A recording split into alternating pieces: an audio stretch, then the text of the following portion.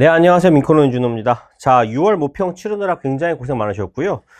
일단은 총평을 좀 간단하게 드리자면 문제 자체가 굉장히 무난했습니다. 예, 이렇게 뭐 어렵다라고 할 만한 문제는 그렇게 막 크게 없었고요. 여러분들께서 시간을 아마 배분하는데 크게 큰 어려움은 없었을 거라 보여요. 그런데 이제 문제에서 조금 유의 깊게 보셔야 될 문제가 15번 정도가 있을 것 같고요. 그 다음에 15번 정도도 뭐 사실 쉬운 문제입니다. 여러분들께서 이제 제가 말씀드린 그 수익률 분석 개념만 잘 이해하신다면 어렵지 않게 풀 수 있는 문제가 됐을 것이었고요. 그 다음에 8번 문제 같은 경우가 증감률로 나와가지고 조금 이제 어려울 수가 있었을 건데, 이 8번 문제 같은 경우도 조금 여러분들께서 유의 깊게 보시면 좋을 것 같습니다. 그 다음에 20번 문제가 처음 보고 이제 무슨 문제인가 싶었는데, 우리가 퍼센테이지의 증감이 수익률의 증감에 어떻게 비례적으로 반응하는지 이런 문제라 보시면 돼요. 말고는 별게 없었습니다. 네, 바로 한번 진행을 한번 해볼게요. 보시면은요, 1번부터 볼게요. 자, 일단은 보시면은, 자, A와 B 간의 실물과 화폐 흐름으로 설명할 수 있다. 가시장에서는 재화 서비스를 구입한다 그랬으니까 여기는 물시장이 될 겁니다. 생산 물시장이 될 것이겠고요. 반대로 반면이라고 그랬으니까 요소시장이 되겠죠. 뭐, 그렇죠? 네, 이렇게 보시면 될 것 같고, 그 다음에 A가 B로부터 재화 서비스를 구입한다라 그랬으니까요, 생산물 시장에서 가게가 기업에게 재화 서비스를 구입한다. 네, 이렇게 정의해 주시면 끝날 것 같습니다. 그래서 1번부터 보시면은요, A는 효용 극대화를 추구하고요. 2번 생산물 시장의 공급자죠. 기업은요. 그렇죠. 3번 임금 지급은 어디서 이루어지냐? 분배죠. 분배라는 말은 당연한 말이지만 생산 요소 시장에서 이루어진다. 이렇게 볼 수가 있을 것이겠고요. 4번 가족 외식을 위한 소비 지출은 생산물 시장에서 이루어지겠죠. 우리가 어떠한 재화를 사는 데 있어 가지고, 그렇죠? 소비하는 데 있어 가지고 이루어지는 시장은 생산물 시장이 될 것이겠고, 5번 토지를 제공하고, 노동 자본 토지를 제공하고 임금이자 지대를 받겠죠. 그 대가가 임금이자 지대가 될 것이니까 이 임금이자 지대는 가계의 소비 활동의 원천이 된다. 이것도 뭐 정확한 표현이 될 것 같습니다. 정도 이해하시면 될 것 같고요. 자, 그 다음에 2번 문제 넘어가시면은요, 2번 문제 보시면 일단 A와 구별되는 B의 특징이다. B는 사유재산권을 보장한다. 시장이 되겠죠. 그 다음에 이제 우리가 A는 당연한 말이지만 반대가 될 것이니까 계획이다. 이렇게 볼 수가 있을 겁니다. 그래서 1번부터 보시면은요, A에서는 보이지 않는 손, 보이지 않는 손은 시장의 특징이죠. 틀렸고요. 2번 B에서는 계획이죠. 경제적 활동의 경제적 B에서죠. 시장에서는 경제활동의 경제적 유인을 중시한다. 정확한 표현이라 볼 수가 있을 겁니다. 그렇죠. 3번 B에서는 경제 문제 해결에서 효율성보다 형평성을 강조하는 건 계획이 될 것이겠고요. 4번 정부의 명령에 따른 배분 중시도 계획이 될 것이겠고요. 5번 희소성에 따른 경제 문제는 둘 다 발생한다. 이렇게 이해할 수가 있을 겁니다. 네, 간단한 문제들이었고요. 그 다음에 3번 문제도 뭐 되게 쉬운 문제죠, 여러분들. 그렇죠. D1이 뭐가 될 거예요? 사적이 될 것이겠고요. 여기는 사회적이 될 겁니다. 그렇죠. 그 다음에 D1이 사적이 될 것이겠고요. 그 다음에 D2가 사회적이 된다 그랬으니까 여러분들이 알 수 있는 건 일단 이 시장 둘 다 소비 측면의 외부 효과가 일어났는데, 소비 측면의 외부 효과 중에서도 X 시장에서는 무엇이 일어났다? 사적 편익보다 사적 편익이 높을 것이니까 외부 경제 효과가 일어났다. 이제 긍정적 외부 효과가 일어났다. 이렇게 볼 수가 있을 것이겠고요. 반대로 YZ 시장의 경우는 사적 편익보다 사적 편익이 낮으니까 부정적 외부 효과가 일어났다. 이렇게 해석하시면 됩니다. 어려운 거 아니라 보이고요. 1번 문제 보시면은요, X제의 사적 편익이 사회적 편익보다 작다가 될 것이겠고요. 2번 긍정적 외부 효과가 될 것이겠고, 3번 YZ 시장에서는 사적 편익에서 만나는 요 거래량이 Q0라 보신다면 사회적 편익에서 만나는 요 거래량 Q스타보다 크다가 될 것이니까 3번이 정답이다. 이렇게 볼 수가 있을 겁니다. 그다음 4번 YZ 시장에서는요, 부정적 외부 효과가 일어날 것이기 때문에 사적 편익을 사회적 편익 낮춰주셔야 돼요. 수요를 낮추는 건 뭐라 그랬죠? 바로 우리가 세금이라 그랬습니다. 그래서 보조금이 아니라 세금을 부과한다. 이렇게 보시면 될 것 같고, 독감 예방을 위한 유료 백신 접종이라는 것은 긍정적 소비 외부 효과죠. 그러니까 얘는 X제 시장의 사례가 될 것이라는 걸 볼 수가 있을 겁니다. Y제 시장의 경우는 뭐가 있을까요? 흡연 이런 것들이 있을 겁니다. 네, 그 다음에 여기까지는 무난하게 맞춰주셨어야 돼요. 예, 일단 보시면 4번 문제가 조금 이제 헷갈릴 수가 있을 건데요. 여러분들 4번 문제에서 있어 포인트가 뭐가 될 것이냐면 지금 소요되는 비용 1억 원은 대출로 충당한다 그랬잖아요. 그렇죠? 그런데 소요되는 비용 1억 원 자체도 명시적 비용이에요. 헷갈리시면 안 됩니다. 왜냐면 이게 나중에 식당 운영 종료 시점에 나를 받고 처분한다 그랬는데 이 나가 얼마인지 나와 있지가 않잖아요. 1억 원이 보증금으로서 우리가 제 개념 강의책에 나와 있는 문제처럼 보증금으로서 이거를 어떻게 넣어놓고 다시 받는다라고 본다면 이거는 이제 우리가 비용에 들어가지가 않거든요. 그런데 얘는 뭐가 되는 거죠? 연 이자율 10%인 1년 만기 대출로 충당하는 요 1억 원은요. 1억 원은 어떻게든 비용으로 들어가는 것이겠고요. 그 다음에 이제 우리가 그거를 나를 받고 처분한다는 개념이 될 것이기 때문에 이 나와 1억 원은 별개의 것이라고 보시면 될 것 같습니다. 여기까지 되세요. 그래서 여러분들께서 제가 말씀드린 이 간단한 시드를 좀 갖고 이해해 보시면은요. 직장이 있을 것이겠고요. 그 다음에 여기서 뭐예요? 식당이죠. 네, 식당이 있다라 보신다면 편명 이함수는 써볼 수가 있을 것 같아요. 그래서 이까지만 쓸게요. 근데 암수는 뭐 크게 의미가 없을 것 같으니까 암도 써보죠. 그냥 뭐 해. 이렇게 보시면 될 것 같으니까. 자, 그러면 일단 직장에서는요. 연봉 5천만 원을 받고 있죠. 5천만 원이 될 겁니다. 그렇죠? 5천만 원의 연봉을 받고 있을 것이겠고요. 직장을 다니는데 보시면 아시겠지만 비용이 들진 않거든요. 뭐 교통비 같은 데 이런 말이 없으니까 얘는 0이 될 것이겠고 이득 자체가 5천이다.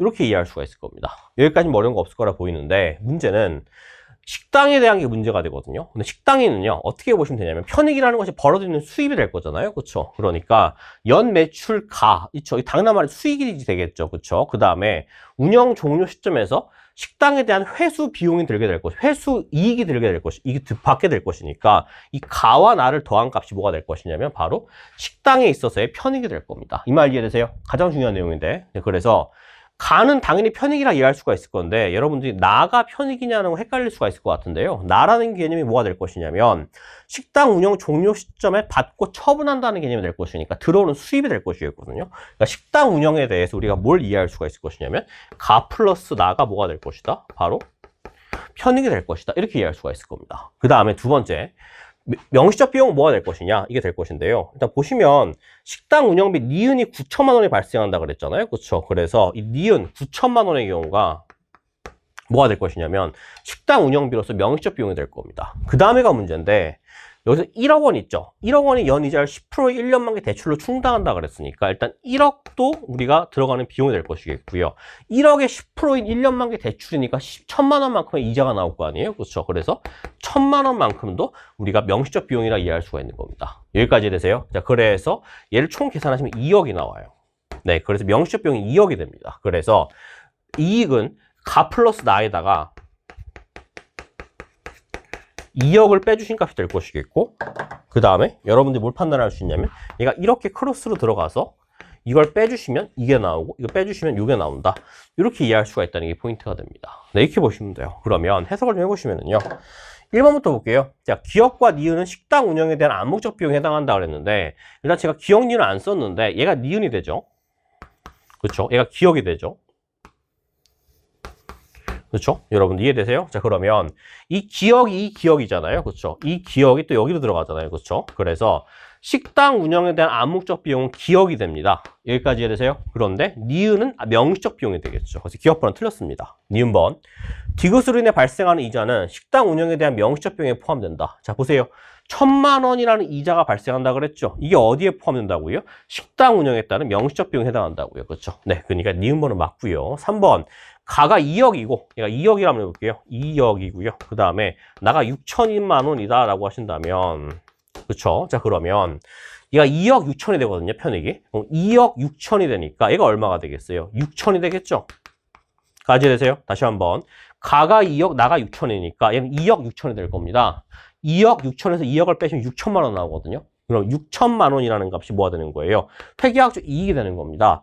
비교해보시면 5천만 원보다 6천만 원이 크니까 식당이 더 합리적이다. 이렇게 볼 수가 있겠죠. 왜냐면 얘를 보시면 아시겠지만 5천만 원이 일로 들어가니까 편익이 얼마가 나오죠? 순편익이 1,000만 원 나옵니다. 양수가 나오니까 순편익이 양수라는 말은 무슨 말이 되는 거예요? 바로 합리적 선택이라는 말이 되는 거죠. 네, 이렇게 보시면 될 것 같고 리을번 직장 다니는 것이 합리적이라고 할 때라고 했으니까요. 해석을 좀 해보시면 직장 다니는 것이 합리적이라는 말은요, 얘가 더 크다는 말이 돼요. 그러면 가 플러스 나 마이너스 2억이 뭐보다 작아야 되는 거예요? 5천만 원보다 작아야 되는 겁니다. 자, 그러면 나가 1억이라면 이라고 그랬거든요. 그럼 얘가 1.6억이라고 쓸게요. 1.6억이 될 수가 있느냐? 이 소리를 이해할 수가 있을 건데, 여러분들 1.6억이 돼버리면 2.6억이 되니까 2억으로 빠지면 6천만 원 나오거든요. 그렇죠? 그럼 얘가 더 크거든요. 그럼 누가 더 합리적이죠? 바로 식당이 더 합리적이죠. 근데 문제에서 뭘 물었죠? 직장이 더 합리적이라고 물었죠. 그래서 결론은 직장이 더 합리적이라 보신다면 이 값이 6천만 원이 될 수가 없거든요. 5천만 원보다 작아야 돼요. 그래서 1.6억이 될 수가 없다가 될 겁니다. 네, 이렇게 이해하시면 돼요. 과제 설명이었고요.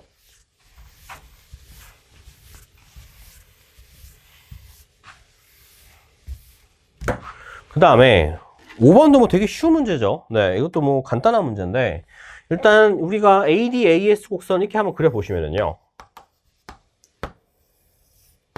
그쵸? 1번부터 바로 볼게요. A로의 이동 요인.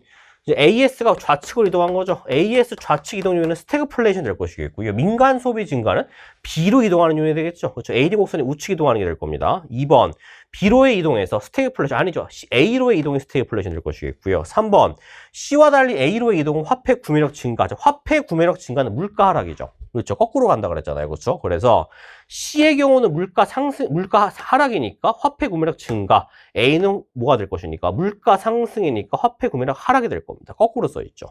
4번 B에서 나타낸 문제의 개선 방안으로 중앙은행 국공채 매입을 할 수 있다고 그랬는데 B라는 것은 일단 일로 갔거든요. 다시 꽉 구해 주셔야 돼요. 그렇죠. 물가 상승을 억제한다 그랬으니까 국공채 매각이 되겠죠. 매각을 하시면 중앙은행의 주머니로 뭐가 들어올 것이니까 그 돈이 들어올 것이니까 시중에 통화량이 줄겠죠. 네, 그러니까 국공채 매각이 될 것이겠고 5번 C에서 나타난 문제점의 방안으로 소득세율을 인하하시면 다시 이쪽으로 올라가게 될 것이니까 5번이 정답이다. 이렇게 볼 수가 있을 겁니다. 네, 이렇게 보시면 될 것 같고요. 자, 여기까지가 5번 문제였고요. 자, 그 다음에 6번 문제 보시면은요.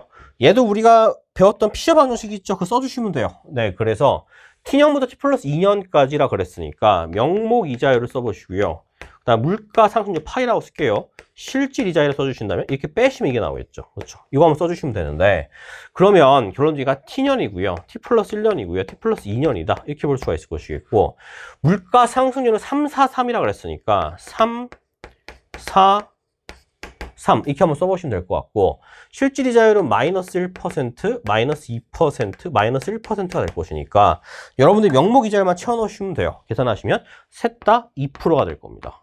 빼시면 되니까요. 그렇죠? 네, 이게 돼요. 답이에요. 그래서 기업번은 정답이죠. 2%가 될 것이겠고요. 니은번 T 플러스 1년의 물가 수준은 그렇죠? T년의 T 플러스 2년보다 낮다라고 물어봤는데 T 플러스 2년은요. 잘 보시면 아시겠지만 T 플러스 1년 대비 3%가 증가했습니다. 그 말이 즉슨 무슨 말이에요? 물가가 상승했다는 말이 되겠죠. 그러니까 T 플러스 1년의 물가 수준은 낮을 겁니다. T 플러스 2년보다. 3번 T 플러스 2년의 예금 현금 뭐라 그랬죠? 명목 이자율 뭐라 그랬죠? 제가 항상 강조했죠. 그 마지막 5단원에서. 그래서 결론적으로 명목 이자율이 양수이기만 하면은 뭐가 될 것이다? 우리가 예금 보유가 유지할 것이다. 이렇게 이해하시면 될 것 같고 4번은 틀렸죠. 다 2%죠. 그렇죠? 네, 이렇게 보시면 될 것 같고요. 문제 간단하네요. 그렇죠? 예. 이렇게 보시면 될 것 같고요. 그 다음에 7번 문제도 이제 그 뭐예요? 그 1단원 문제에서 제가 말씀드렸던 내용에서 고정비용의 이거 아니구나. 미안해요. 7번이구나. 예, 고정비용의 존재 문제는 뭐였죠? 12번 문제였죠? 죄송합니다. 자, 그러면 7번 문제는 가격 하한선 5달러라 그랬잖아요. 그냥 그려보시면 돼요. 이렇게 그려보시고요. 자, 그랬을 때 3달러에서 거래가 되고 있다고 그랬으니까 3달러일 때 공급량이 5개거든요. 이때가 균형이라는 거잖아요. 그렇죠? 3달러일 때 여기가 5개다. 이게 균형이다라는 소리가 될 것인데 문제는 여기서 가격의 하한선을 5달러로 적용했다라 그랬으니까 5달러가 될 겁니다. 여기가 그렇죠. 5달러가 될 것이고요. 그때 문제에서 뭐라 그랬냐면 수요량과 공급량 차이 6만 개가 발생했다. 6이 발생했다. 이 소리가 되거든요. 자, 그러면 결론 6이라는 소리는 일단 공급량을 보시면 5일 때 9잖아요. 그렇죠? 여기까지 이해되세요? 5일 때 9가 되거든요. 그러면 여러분들 뭘 판단할 수 있냐면 5일 때 9가 되니까 여러분들께서는 여기가 얼마가 될 것이다? 바로 9에서 6을 뺀 3이 될 것이다. 이렇게 볼 수가 있는 겁니다. 네, 이게 답이에요. 그러면 1번 얘는 최저 가격제도죠. 실효성이 있는 높은 가격제도가 될 것이니까 최저가 될 것이겠고, 니은은 초과 공급이 될 것이겠고, 3번 기억 시행운의 총잉여는 원래 여기였죠. 여기가 이제 우리가 원래 총잉여가 될 것인데, 이 총잉여가 어디로 감소하죠, 여러분들? 항상 말씀드렸지만 최저 최고 가격 제도를 실시하면 뭐가 감소한다? 총잉여는 감소한다. 여기로 감소할 겁니다. 그렇죠. 네, 그래서 일로 감소한다가 될 것이니까 3번이 정답이고요.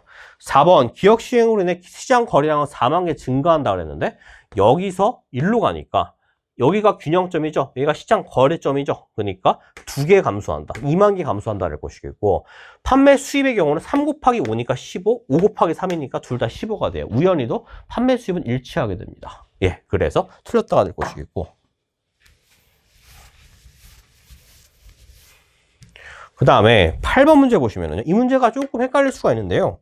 잘 보시면 여러분들 지금 퍼센트거든요. 자, 전월 대비 증가율 나타나고 전월 대비 퍼센트가 됩니다.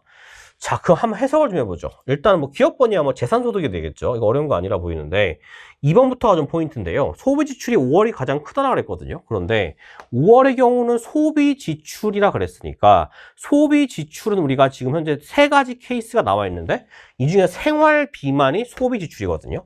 대출이자와 사회보험료는 비소비 지출이에요. 그러면 생활비가 제일 크냐 이렇게 물어봤는데, 잘 보시면 아시겠지만 3월 달에 얼마인지는 몰라요. 2월 대비 15%가 증가했습니다.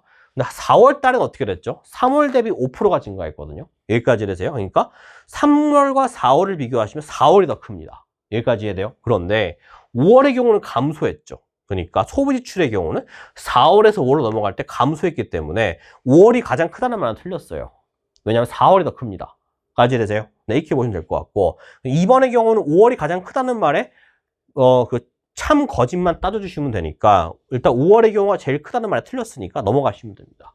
까지 되세요? 우리가 구체적으로 3월과 비교할 필요는 없어요. 그 다음에 뭐 비교하신다라고 친다면 3월달 대비 4월달에 5%가 증가했고 5월달엔 10%가 감소했으니까 제가 말씀드린 증감이죠. 마이너스 약 5%가 감소했을 것이기 때문에 3월 대비 3월보다도 5월이 더 작습니다. 이렇게 보셔도 돼요. 근데 거기까지 판단할 필요는 없을 것이겠고, 3번 3월과 5월의 비경상소득은 금액이 같다 그랬는데, 지금 현재 얘는 근로소득이고요. 얘는 재산소득으로서 경상소득입니다. 비경상소득은 얘밖에 없죠. 경조금밖에. 그렇죠. 근데 경조금의 경우는요, 3월과 5월이 같다 그랬는데 3월이 얼마인지는 몰라요. 2월달과 같습니다는 것밖에 몰라요. 그런데 3월달에 4월달에 20%가 증가했고요. 그 다음에 5월달에 마이너스 100%, 그러니까 빵이 됐다는 소리가 되겠죠. 무슨 말인지 이해돼요? 마이너스 100%라는 숫자는 우리가 갖고 있던 돈이 전부 없어졌다는 뜻이 되는 겁니다. 그러니까 무슨 말이냐면 4월 달에 경조금이 10만 원이었다라고 친다면 5월 달에 100% 감소했으니까 0이 되겠죠. 까지 되세요? 이렇게 보시면 될 것 같은데, 어쨌든 중요한 건 3월과 5월이 같냐고 물어봤는데요. 3월 달에 얼마인지는 몰라도 3월 달에 있었을 때 그 값보다, 그렇죠? 3월 달에 있었을 때 그 값보다 5월 달에 확 감소해서 0이 돼 버렸으니까 3월이 더 크겠죠. 네, 이건 뭐 어려운 거 아니라 보이는데, 이 마이너스 100% 해석하실 때 잘 해석하셔야 돼요, 여러분들. 이해되세요? 그래서 결론적으로 여러분들께서 100%가 감소했다는 말은 있는 돈 다 날라갔다 이 소리가 됩니다. 예, 그 다음에 4번 4월에 처분 가는 소득은 3월에 비해 크다 그랬는데, 보시면 4월에 처분 가는 소득은 얘를 보시면 되겠죠. 근데 4월의 경우는요, 3월이랑 비교했을 때 소득의 경우는 어떻게 됐냐면, 잘 보세요. 4월의 경우는 이렇게 됐습니다. 그러니까 3월 대비 증가 일정 증가니까 4월의 경우는 소득이 3월 대비 증가했어요. 여기까지 해서요. 그런데 비소비 지출을 보시면은요, 요거 두 개거든요. 전월 대비 마이너스 5%, 0%니까 감소했어요. 그러니까 결론적으로 무슨 말이냐면, 처분 가는 소득은 소득 빼기 비소비 지출인데 소득은 증가하고 비소비 지출은 감소했다. 이 소리를 이해할 수가 있는 게 포인트가 됩니다. 그래서 소득은 증가하고 비소비는 감소했으니까 전반적으로 이 숫자는 증가했다. 이렇게 이해할 수가 있겠죠. 그 정답이 4번이라고 보시면 될 것 같습니다. 까지 하시면 될 것 같고요. 5번 전월 대비 근로소득 증가율은 3월이 제일 크다 그랬는데, 근로소득 증가액이라 물었거든요. 근데 3월에 지금 근로소득은 얘밖에 없어요. 그렇죠? 자, 얘는요, 전월 대비 근로소득 증가액은요, 예를 들어서 여러분들 3월에 얼마인지 모르니까 2월 달 거를요, x라고 둬보시면은요. 3월은 1.1x가 되고요. 4월은 1.1의 제곱 x가 되고요. 5월은 1.1의 3승 x가 돼요. 그러니까 10%씩 계속 증가한다가 될 거 아니에요? 그렇죠? 그러니까 결론적으로 이 숫자들을 비교해 보시면 당연한 말이지만 1.1을 제곱하면 숫자가 커지잖아요. 그러니까 전월 대비 근로소득 증가액은요. 이렇게 증가한 액이죠. 그렇죠? 이게 복리로 증가하니까 5월이 제일 크다. 이렇게 이해할 수가 있는 겁니다. 왜냐하면 3월의 경우 얼마가 증가했죠? 0.1x 증가했죠. 그렇죠? 얘는 얼마가 증가했어요? 1.21이니까 0.11x가 증가했죠. 네, 이런 식으로 계산하시면은요, 얘가 더 커졌다는 걸 이해할 수가 있을 것이니까 결론적으로 5월이 제일 크다 이렇게 보시면 될 것 같습니다. 까지 이해하시면 될 것 같고요. 이 문제가 조금 신박했어요. 네, 제가 봤을 때는. 네, 좀 예를 들어서 좀 신유형이라고 보기 좀 애매하지만 신유형이라 볼 수도 있겠죠. 이 정도 수준이라 보시면. 그렇죠? 그 다음에 자, 9번 문제는 되게 쉬워요. 예, 일단은 보시면은 지금 현재 그림을 제가 아래다가 그려놨는데 일단 아래 보시면은요. A에서 B로 이동했을 땐 수요가 증가했잖아요. 그렇죠? 그러니까 X제와 서로 대체제와 있는 제와의 가격이 어떻게 돼야 되겠어요? 대체제가 증가해야 되겠죠? 가격이 상승해야 되겠죠? 그래야 수요가 증가할 거니까. 그래서 기업번의 경우는 가격 상승이 될 것이겠고요. 남원의 경우는요, 보시면 공급이 증가했잖아요. 그러니까 공급이 증가했다는 말은 X 행산에 투입된 원재 가격이 다운됐다. 이 소리를 이해할 수가 있을 겁니다. 네, 그래서 또 기업이니? 니은이에요. 죄송합니다. 어쨌든 중요한 건 기업번은 상승, 니은번은 하락이 됩니다. 네, 이렇게 보시면 될 것 같고. 2번, X제 수요는 증가했다가 되겠죠? 2번의 경우는, 그렇죠? 네, X제 수요는 증가했다가 될 것이겠고. 균형 거래량은 6에서 8로 2 증가했다가 될 것이겠고요. 4번, 공급이 증가했다가 맞는 말이죠. 그래프 그려보시면 돼요. 이거 헷갈리시는 분들은 이렇게 그리신 다음에 얘는 이렇게 증가했다가 될 것이겠고요. 그렇죠? 이게 가가 될 것이겠고요. 간단한 문제니까 제가 대충 했는데 정확하게 이렇게 풀어야죠. 나가 될 것이겠고요. 이렇게 보신다 보시면 돼요. 네, 그래서 4번이 정답이고요. 5번, 판매 수입은 어떻게 되겠어요? 어디서 어디로 갈 때? 나로 인해니까 여기서 여기로 갈 때가 되겠죠. 8 곱하기 8에서 6 곱하기 10이니까 64에서 60으로 얼마 감소했다? 4달러 감소했다. 이렇게 보시면 됩니다. 네, 이래 보시면 될 것 같고요. 그 다음에 자, 10번 문제가 좀 이제 좀 귀찮은 문제인데 되게 쉽게 나왔어요. 그래도 잘 보시면 일단은 지금 문제에서 국제가격 40달러라 그랬으니까 국제가격을 그어보시면 이렇게 됩니다. 그렇죠? 이 국제가격이 될 것이겠고요. PW가 되겠죠. PW를 쓰지 말고 틱이라고 쓸게요. 틱이라고 써보시고요. 그 다음에 이 상황에서 관세를 부과했는데 관세가 뭐라고 부과했냐면 국내 생산량을 2배 늘리기 위해 부과했다고 했거든요. 근데 국내 생산량이 여기에요. 지금. 그렇죠. 4가 됩니다. 얘가 2배라면 얼마가 되겠어요? 8이 되겠죠. 여기에 맞춰주시면 돼요. 8로. 그렇죠. 이렇게 맞춰주시면 여기가 될 것이겠거든요. T 플러스 1기가 될 겁니다. 여기까지 되세요? 자, 그래서 결론적으로 T기와 T 플러스 1기의 경우는 이와 같이 평가가 될 것이겠고요. 이게 관세를 부과했을 때 이 정도로 올라간다 할 것이니까 관세 수입은 여기가 되겠죠. 네, 이거 판단해 주시면 될 것 같고요. 그 다음에 3번의 경우는 뭐라고 써있냐면 이때 지금 현재 수요가 4개 증가했대. 헷갈리시면 안 돼요. 여기 지금 1식이 아니라 2식이에요. 그러니까 여기서 여러분들 잡고 2칸만 올려주시면 됩니다. 이렇게 오른쪽 가시면 됩니다. 2칸 오른쪽으로 가시면은요. 이렇게 그려주거든요.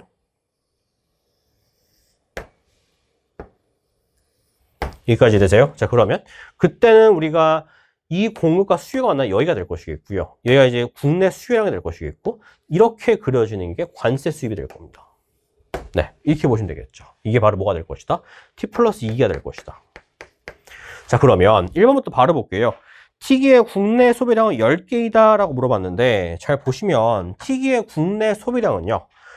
어디가 되겠어요? 여기는 공급량이고요. 소비량은 16개다가 되겠죠. 왜냐하면 수요와 국제 가격선과 만나는 요 점이 뭐가 될 것이니까 국내 수요량이 될 것이니까 16개가 될 것이겠고요. 2번 T 플러스 1기의 부과한 관세는 몇 달러가 되겠어요? 여기가 되겠죠. 네, 여기가 되겠고 그때는 40달러 부과했다가 될 겁니다. 네, 그래서 40달러가 될 것이겠고 3번 T 플러스 1기의 수입량은 이라 그랬으니까 여기가 되겠죠. 여기 몇 개예요? 4개가 될 것이겠고요. 여기 12개가 될 것이니까 12개에서 4개를 몇 개가 줄었어요? 8개가 줄었습니다. 3번이 정답이고요. 4번 T 플러스 2기의 관세 수입이라고 그랬는데 얘는 얼마예요? 40 곱하기 4니까 160이 되겠죠? 여기는 얼마가 되겠어요? 여기는 2배죠. 딱 한 봐도 그렇죠? 320이 될 겁니다. 네, 그래서 같다라는 말이 틀렸죠. t 플러스 2기는 320이고요. t 플러스 1기는 160입니다. 5번 t 플러스 2기의 판매 수입은 어디가 될 것이냐가 되는데, 보시면 판매 수입 변하지가 않을 수밖에 없죠. 왜냐하면 지금 현재 공급이 일정할 것이기 때문에 국제 가격 선과 만나는 t 플러스 1기의 경우는 여기가 뭐가 될 것이다? 바로 국내에 대한 그 판매 수입이 될 것이다. 이렇게 될 것이겠고요. t 플러스 2기로 넘어간다 하더라도 공급은 변함이 없기 때문에 똑같이 여기가 뭐가 될 것이다? 판매 수입이 될 것이다. 이렇게 이해할 수가 있을 겁니다. 그래서 답은 640으로 갔다가 될 거예요. 네, 이렇게 보시면 될 것 같고요.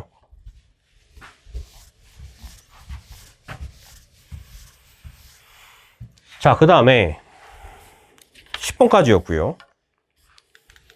11번 문제도 되게 쉬운 문제죠. 이거 제가 여러분들한테 그려보라고 했던 그런 문제잖아요. 그렇죠? 2단원에서. 그래서 이것만 잘 보시면은요.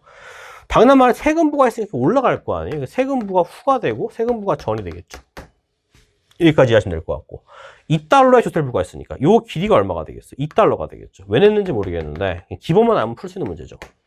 자, 이렇게 보시면 될 것 같고요. 그렇죠? 그래서 결론적으로 조세 부과 후의 균형점은 A가 될 것이겠고요. 원래 균형점이 여기였는데 여기서 일로 간다가 되겠죠. 공급이 올라가서. 그렇죠? 2번 조세 부과로 인해 시장 가격은 1달러 상승합니다. B에서 A로 1달러 상승해요. 그렇죠? 그 다음에 3번 조세 부과로 인해 소비자행위는 감소하죠. 소비자행위는 어디예요, 여러분들? 여기가 되겠죠. 원래 여기였다가 여기로 감소하죠. 그렇죠? 이렇게 보시면 될 것 같고요. 4번 생산자행위는 어디가 되겠어요? 생산자행위는 원래 여기였죠. 그렇죠? 여기서 어디로 감소해요? 두 가지 케이스라고 그랬죠. 여기로 감소했다라 볼 수 있을 것이겠고 여기로 감소했다 볼 수 있다 그랬죠. 여러분들. 그렇죠? 똑같은 면적이니까 원칙적으로는 제가 뭐라 그랬어요? 이 빗금친 부분이 답이라 그랬죠. 근데 얘를 올리면 여기라 볼 수도 있을 것이니까 어쨌든 감소했고요.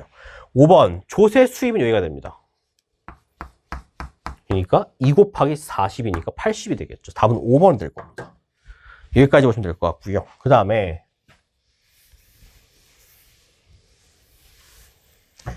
자, 12번 문제도 되게 쉬운 문제인데 여러분들 잘 보시면 고정 비용의 존재는 뭐에 영향을 미치지 않는다? 이윤 극대화 생산량에 영향을 미치지 않는다.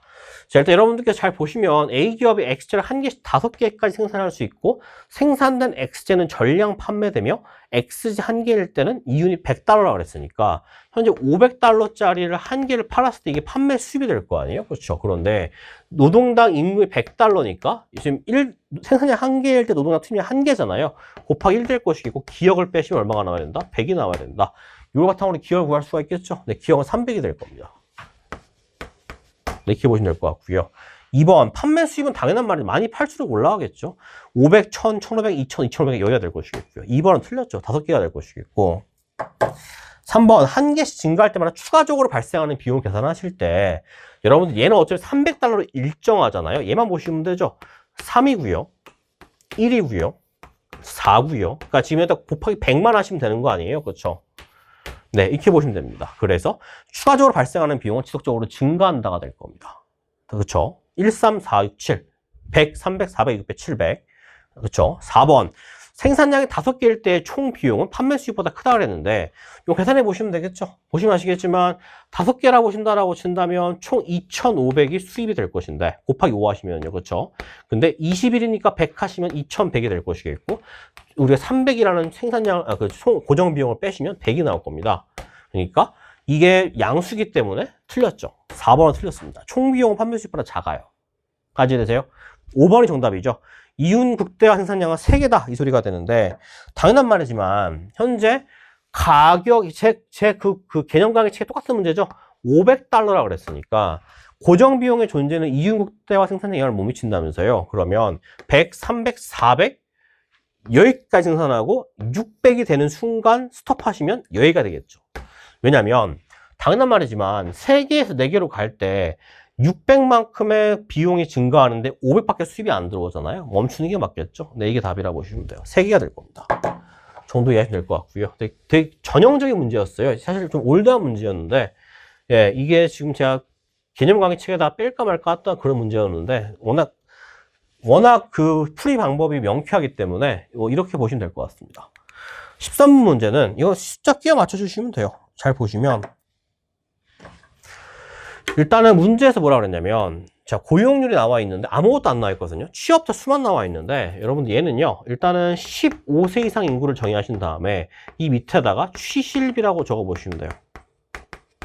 네, 이렇게 보시면 됩니다. 그러면 여기는 T년이 되고 여기는 T 플러스 1년이 되겠죠. 자, 숫자 한번 맞춰볼게요. 취업자 수는 900만 명이 됩니다. 900이 되겠죠. 자, 근데 고용률이 60%니까 15세분의 취업자가 60%가 되는 거 아닌가요? 그렇죠. 그럼 얘는 1,500이 되겠죠. 이 정도는 할 수 있겠죠, 여러분들. 그렇죠? 1,500에다가 60% 하시면 900이 나오니까. 그 다음에 실업률이 10%니까 얘 더하기 얘 분의 얘가 10%니까 얘는 100이 나오겠죠. 네, 이 정도 간단합니다. 얘는 500이 되겠죠. 네, T년은 끝났어요. 그 다음에 T 플러스 1년이 좀 어려울 수 있는데 이것도 똑같아요. 실업자 수는 100만 명 많다 그랬으니까 200이 될 것이겠고요. 그렇죠? 자, 그러면 여기서 문제인데 뭐부터 구하셔야 되냐면 실업률부터 구하셔야 됩니다. 왜냐면 지금 이거 둘 다가 안 나왔기 때문에 못 구하거든요. 그래서 실업률부터 구하신다라고 치면은 20%니까 800이 나오겠죠. 여기까지 되세요.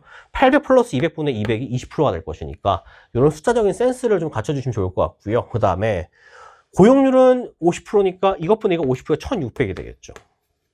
600이 될 겁니다. 네, 이것만 잡아주시면 끝나요. 간단한 문제입니다. 그러면 1번 T년의 15세 이상 인구는 1,500만 명이다. 맞고요. T 플러스 1년에 취업자 수는 800이다. 맞고요. 3번 경제활동 참가율은 어떻게 될 것이냐. 1,500분의 1000. 얘도 1000. 1,500분의 1000과 1,200분의 1000인데 분모는 증가하고 분자는 일정하죠. 그러니까 감소했다가 될 것이겠고요. 4번 비경제활동 인구는 100만 명 많다가 될 겁니다. 정도 이해하시면 될 것 같습니다.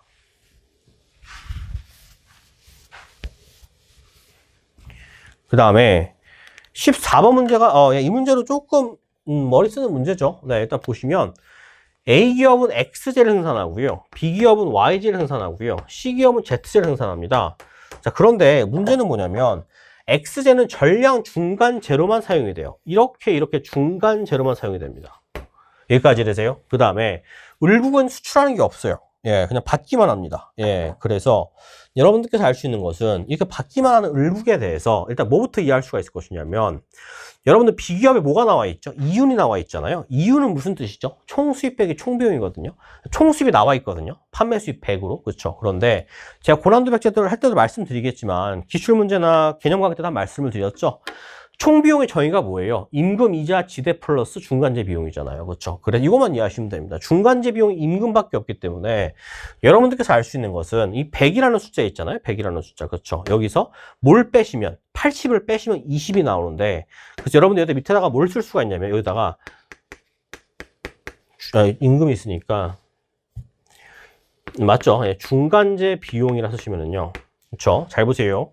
자, 일단은 임금 플러스 중간재를 빼셔야 이윤이 나오거든요. 그러니까 여기는 얼마가 되겠어요? 여기가 20이 되겠죠? 그렇죠? 그래서 100에다가 60 플러스 20을 더한 놈을 빼주셔야 20이 나오게 된다. 이렇게 이해할 수가 있을 것이겠고 결론적으로 중간재가 20이라는 거 바로 캐치해낼 수가 있다는 게 포인트가 됩니다. 까지 되세요? 왜냐하면 다시 한번 말씀드리면 비기업은요. 판매 수입 빼기 총비용이 20이라는 거잖아요. 그렇죠?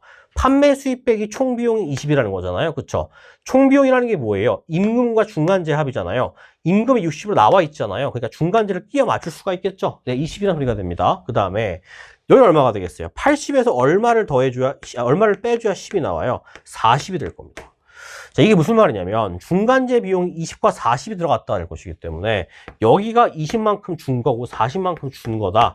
이렇게 바로 역추론할 수가 있을 것이겠고요. 그러므로 A기업의 판매 수입은 20과 40이 될 것이니까 60이다. 이렇게 될 것이겠고 A기업의 중간재는 얼마니까? 제로니까 얘는 10이 될 겁니다. 네, 이렇게 보시면 끝나요.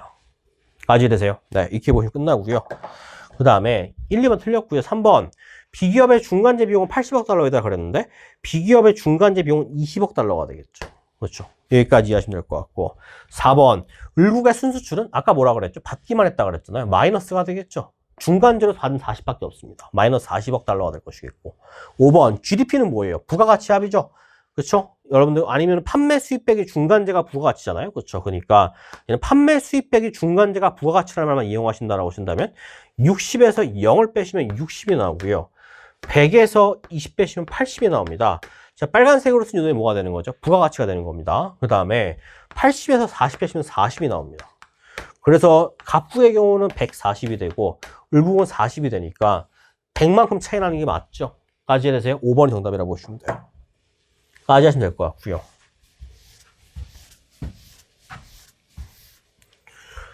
자, 그 다음에 15번 문제 보시면은요. 이것도 환율 문제랑 수익률 문제를 섞어놨는데 되게 쉬워요. 예, 문제가 간단하게 나왔습니다. 예, 문제가 조금 신박하긴 한데 생각보다 그래도 뭐 쉬운 문제입니다. 일단 보시면 이자율이요.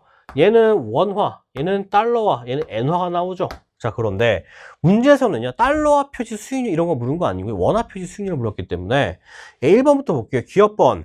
A의 경우 원화 예금에 가입하는 것이 엔화 예금에 가입하는 것보다 만기시 원화 표시자산이 작다라 그랬는데 잘 보시면 A의 경우는요 현재 엔화 원화를 물었거든요. 그런데 A의 경우는요 원-엔 환율이 전혀 변동한 게 없습니다. 무슨 말인지 이해되죠? 일로 갔으니까 원-엔 환율은 변동이 없어요. 그러니까 이게 무슨 말이냐면 원-엔 환율이 변동이 없으니까 그냥 단순하게 뭐만 비교하라는 소리가 되는 거예요. 이자율만 비교하라는 소리가 되는 거죠. 그러니까 당연한 말이지만 원화는 5%, 엔화는 0%니까 원화가 더 크겠죠. 네, 그러니까 원화 표시 자산이 더 크다가 될 겁니다. A의 경우는 그 원화 예금에 가입하는 것이 더 크다. 이렇게 이해하시면 되는 문제가 되는 겁니다. 간단하죠? 되게. 네, 문제는 되게 신박하게 냈는데 그 현지를 너무 쉽게 냈어요. 네, 그 다음에 니은만 보시면요. 니은반의 경우 B의 경우 어때요? B의 경우도 지금 현재 원달러 환율의 변동이 없거든요. 그런데 B만 이렇게 됐습니다. 자, 그러면 지금 뭘 비교하라 하냐면 엔화와 달러를 비교하라 했거든요. 근데 달러는 변함이 없는데 엔화는 증가했죠. 그렇죠? 엔화는 상승했거든요. 그러면 잘 보세요.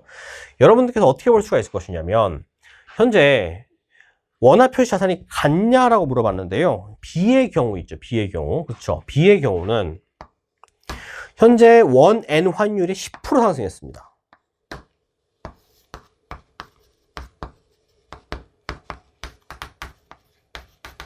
자, 원-엔 환율이 10% 상승했다는 말은 제가 개념 강의 때 말씀드렸지만 이 말은 무엇과 일치하는 말이죠? 엔화의 가치가 10% 상승했다는 말과 동일한 말이죠. 따라오세요. 원화 대비 엔화의 가치가 10% 상승했단 말이 됩니다. 그렇죠? 자, 그러면 현재 엔화 예금의 이자율은 제로거든요. 그렇죠? 그러면 이자율은 제로니까 원칙적으로 어떻게 계산하셔야 돼요? 1.0에다가 곱하기 1.1을 곱하시면 까지 되세요? 이게 뭐가 되는 거예요? 1.1이 되는 거죠? 무슨 말인지 이해돼요? 0% 상승하고 10% 상승했을 때까지 이해돼요? 이게 결론적으로 총 몇 프로 상승했을 것이냐? 10% 상승했다. 이 소리를 이해할 수가 있는 겁니다. 아니면 제가 말씀드렸듯이 근사치로 0%와 10%를 더하시면은요. 얘가 0%니까 항등식이 되죠. 네, 약 10이 아니라 그냥 10이 됩니다. 그래서 결론은 원-엔 환율이 10% 상승했다는 말은 무엇과 동치가 될 것이냐면 바로 원-엔 환율이 10% 상승했다는 말은 이 이자율과 0%가 조합했을 때 결론적으로 이 초토탈 수익률이 몇 프로다? 10%다가 됩니다. 그렇죠? 달러화는 몇 프로죠? 환율이 변동한 게 없으니까 그냥 그대로 10%죠. 그러니까 결론적으로 3천만 원에 10%를 더 계산하시면 똑같이 원화표의 자산은 같을 수밖에 없다. 이 말로 이해하시면 됩니다. 까지 되세요? 네. 까지가 없고요. 그 다음에 디귿번은 더 쉽죠. 예, 예금 종류와 관계없이 3천만 원보다 크다 그랬는데 한번 생각해 보세요, 여러분들. 현재 80으로 줄었거든요. 그러니까 얘는 20%가 준 거예요. 둘 다 마이너스 20%가 된 겁니다. 환율이. 그렇죠. 그러니까 달러화 표시 자산도 달러화의 가치도 20% 떨어진 거고요. 엔화의 가치도 20% 떨어진 거예요. 그러면 대충 어림탄 때려봐도요. 얘는 마이너스 15%, 마이너스 20%잖아요. 그렇죠. 아니 달러와 엔화는 여기죠. 마이너스 10%가 마이너스 20%잖아요. 그렇죠. 그러니까 3천만 원 투자했는데 마이너스 10%, 마이너스 20%니까 3천만 원보다 작아지겠죠. 얘만 지금 원화 표시로 5% 상승했으니까 결론적으로 지금 원화 표시 자산은 예금 종류와 상관없는 게 아니고 원화만 5% 상승하고요. 달러와 엔화의 경우는 20%씩 환율이 하락했기 때문에 결론적으로 3천만 원보다 작을 수밖에 없습니다. 네, 이렇게 보시면 돼요.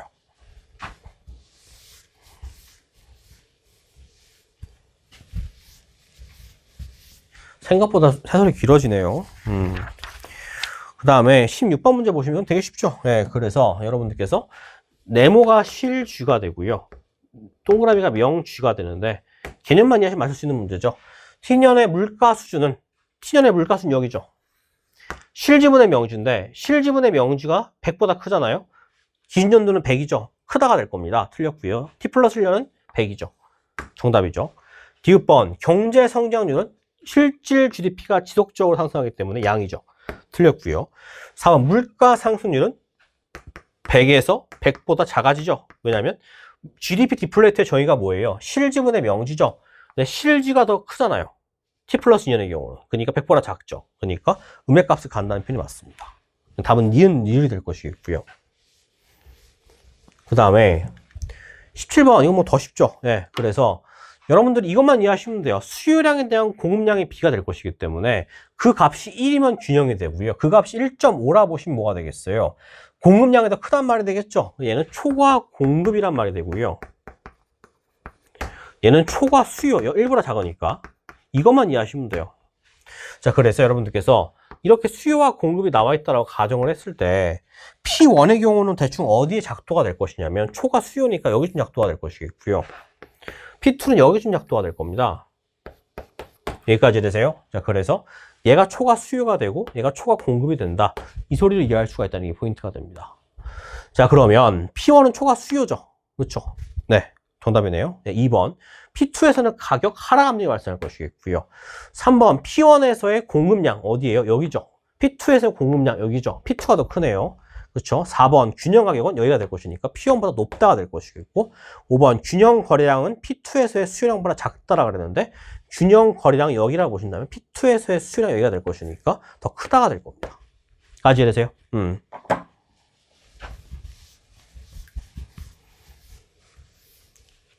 자, 그 다음에 18번 문제 보시면은 이것도 뭐 제 기출문제 풀이 비슷한 것도 많이 나왔었죠. 네. 지금 지급액에 나와 있고요. 갑과 을 사이에만 거래가 일어나고 갑과 병 사이에만 거래가 일어난다고 그랬으니까 여러분들이 뭘 판단할 수 있을 것이냐면 여기 갑국의 수취액을 할 수가 있을 것이거든요. 수취액. 그렇죠? 자, 그러면 이 갑국의 지급액이잖아요. 이게 지급액. 그렇죠? 그럼 수취액을 할 수가 있는데 을국이 지급한 50과 병국이 지급한 30은요. 누구한테 가죠? 갑국한테 가죠. 이 갑국의 수취액이 되겠죠? 80이 될 겁니다. 이렇게 계산하시면 돼요. 25와 40을 더하시면 65가 될 것이겠고요. 그 다음에 20과 0을 더하시면 20이 될 것이겠고요. 0과 20을 더한 20이 될 겁니다. 네, 그래서 갑국의 수취액과 지급을 계산하시면 얘는 마이너스 10, 수지가 되겠죠. 갑국의 수지. 35, 0, 10 이렇게 돼서요. 답은 35 플러스 흑자가 됩니다. 갑의 경우. 네, 기업번호 틀렸죠. 1번은 틀렸죠. 경상수지는 흑자입니다. 2번. 해외 무상 원조금 이전 소득 수지죠. 네, 이전 소득 수지는 을국의 지급액은 제로입니다. 네, 어려운 거 아니고요. 3번. 병국은 해외 지식 재산권 사용료 서비스 수지죠. 병국의 서비스 수지는 양수냐 음수냐가 되는데 이게 좀 어려울 수 있는데 여러분 잘 보세요. 병국은요 40을 지급했거든요. 얼마를 수취했을 것인가가 되는데 안 나왔어요. 이거밖에 안 나왔습니다. 갑국이 지급한 금액밖에 안 나왔거든요. 그런데 잘 한번 해석을 해보시면요. 갑국이 지급한 금액이 30인데요. 이게 을과 병한테 나눠졌을 거란 말이에요. 까지 되세요? 그런데 을과 병한테 나눠졌을 건데 30이라는 저 숫자가 병국한테 몰빵을 한다 하더라도요. 병국의 수지는 마이너스 10입니다. 까지 되세요? 몰빵 안 하고 한 개도 안 줬다 하시면 마이너스 40이 돼요. 결론적으로 뭐가 됐든지 간에 바운더리 내에 마이너스밖에 없죠. 그래서 적절한 말이 맞고 정답이 3번이 됩니다. 네, 익히 보시면 될 것 같고 4번. 을국의 본원 소득 수지가 균형이라면 여기 균형이라는 소리가 되겠죠. 그러면 얘는 현재 뭐예요? 지급액이 20인데 갑국이 지급한 금액 20이 을국한테 다 같단 말이 될 거잖아요. 그렇죠? 왜냐면 을국이 수취한 금액이 얼마가 돼야 균형이 되니까 20이 되니까 그렇죠? 이 20이 전부 다 일로 갔거든요. 그 병국은 00이 될 겁니다. 수취액과 지급액이. 그러니까 본원 소득 수지는 병국의 경우 뭐가 될 것이다? 바로 균형이 될 것이다. 이렇게 보시면 될 것 같고 5번 병국이 흑자라면 잘 보세요. 이거 논리 잘 보세요. 흑자라면 갑국도 흑자죠. 그러면 당연한 말이지만 이 경상수지는요. 싹 다 모든 국가들끼리 더하시면 얼마가 나와야 되죠? 0이 나와야 됩니다. 이 논리 제가 개념 강의 때 말씀드렸거든요. 기출문제 풀이 때. 을국은 뭐가 되죠? 적자가 될 수밖에 없어요. 그래야지만 균형이 맞습니다. 셋 다 흑자할 수가 없어요. 상식적으로 제로섬 게임이기 때문에. 그래서 을국에 통하는 감소연이 되겠죠. 적자니까요. 까지 하시면 될 것 같고요. 그 다음에 자 19번 문제도 그래프만 그리면 되게 쉬운 문제입니다. 잘 보시면 여러분들께서 일단은 40과 80만큼을 절반씩 쪼개가지고 투입했다가 될 것이니까 40과 80을 절반씩 투입해서 쪼갰다가 될 것이니까 이렇게 그려진다라고 친다면, 그쵸? 얘가 얼마가 되겠어? 절반이니까 80이 되고 160이 될 겁니다. 네, 이게 각국의 생산 가능 곡선이에요. 값이 되고요. 델타는 2가 됩니다. 그 다음에 여기서 교역구 소비가 60,100이라고 그랬으니까 여기쯤 있겠죠? 이렇게 그려지거든요. 이게 소비 가능 곡선이거든요. 아니, 교역구 소비 가능 곡선이거든요. 여기서 특화한다 그랬으니까 얘를 보시면 20분의 100이니까 기울기는 5가 돼요. 이게 뭐가 되는 거죠? 교역 비율이 되는 겁니다.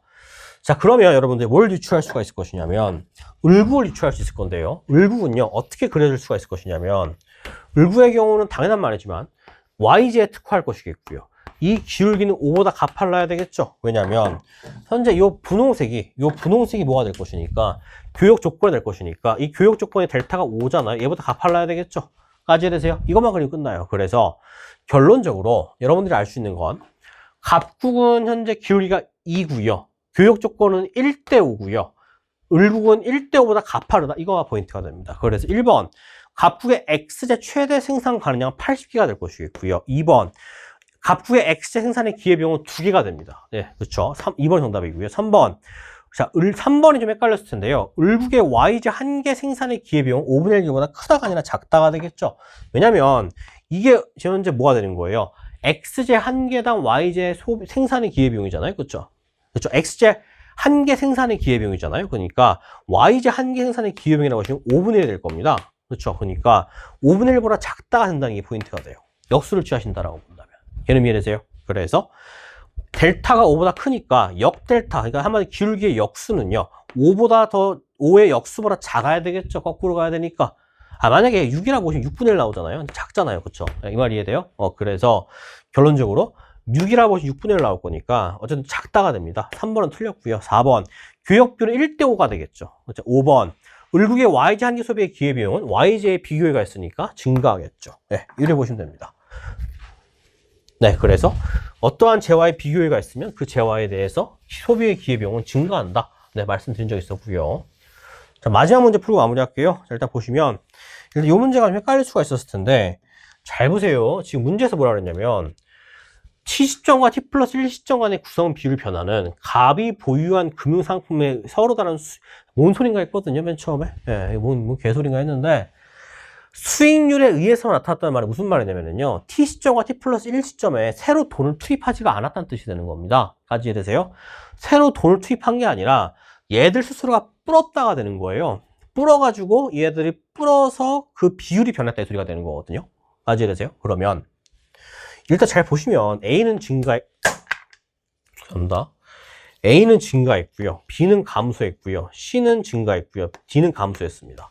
그게 무슨 말이냐면 일단 여러분들 A라는 놈이요. 일단 더하시면 100이잖아요. 얘가 지금 100. 그렇죠? 100%거든요. 그러면 A의 경우는요. 현재 수익률이 증가했을 때 상대적으로 굉장히 많이 증가해서 비율이 40%에서 45%로 증가했구나. 이렇게 이해할 수가 있는 겁니다.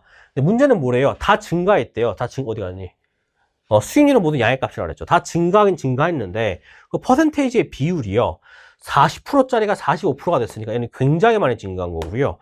20%에서 23% 이것도 굉장히 많이 증가한 거죠. 그런데 30에서 25, 10에서 7은요. 증가는 했는데 상대적으로 증가율이 낮기 때문에 100%를 계산했을 때 우리가 이 비율이 상대적으로 변화가 있었는데 감소했구나 볼 수가 있는 거거든요. 자, 그러면 누가 제일 증가율이 큰지를 이 숫자들을 바탕으로 유추할 수가 있을 건데요. 잘 보시면 40에서 45로 증가했거든요.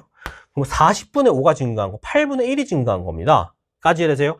얘는 20에서 3 증가한 거 20분의 3 증가한 거거든요. 자, 무슨 말이냐면 얘는 현재 40분의 5가 증가한 거고요. 얘는 20분의 3이 증가한 겁니다. 그렇죠? 얘는 다시 한번 쓰면 40분의 6이거든요. 까지 되세요? 자, 그러면 여러분들이 알 수 있는 건 C와 A 중에서 C의 수익률이 상대적으로 더 크기 때문에 A도 물론 비율이 증가했지만 구성 비율이 C의 구성 비율이 더 크게 증가했죠. 그래서 결론적으로 C의 수익률이 제일 크다. 얘가 1등이다.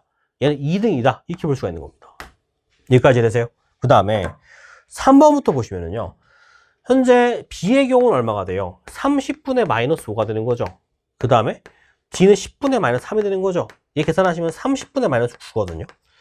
그러니까 D의 경우는 증가는 증가했는데 비율이 제일 줄었으니까 구성 비율이 증가율이 제일 낮다는 말로 이해할 수가 있을 겁니다. 그래서 얘가 4등이 되고요. 얘가 3등이 돼요. 네, 이렇게 보시면 됩니다. 그래서 결론적으로 문제에서 채권이 제일 높다면서요. 1번이 채권이 될 것이겠고요. 그 다음 2번이 뭐예요? 주식이 될 것이겠고요. 3번이 정기예금이 될 것이겠고요. 4번이 요구불이 될 겁니다. 그래서 결론은 C는 채권, A는 주식, 그 다음에 B는 정기, D는 요구불. 네, 이렇게 보시면 될 것 같아요.